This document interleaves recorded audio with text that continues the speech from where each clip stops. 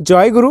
দীর্ঘ ১৯ বছর অপেক্ষার পর আজ পশ্চিমবাংলার সারস্বত আশ্রম ধান্যছড়াতে শ্রী শ্রী ঠাকুর নিগমানন্দ সরস্বতী পরমহংসদেব প্রবর্তিত ১১১তম সার্বভৌম ভক্ত সম্মেলনটি শ্রী শ্রী ঠাকুর মহারাজের নগর পরিক্রমা শোভাযাত্রার মাধ্যমে শুভ সূচনা হয়ে গেল। নগর পরিক্রমায় অংশগ্রহণ করেছিলেন শ্রী শ্রী ঠাকুর মহারাজের অসংখ্য ভক্ত শিষ্য, সঙ্গে ছিল খোল করতাল সহ বিভিন্ন বাদ্যযন্ত্র।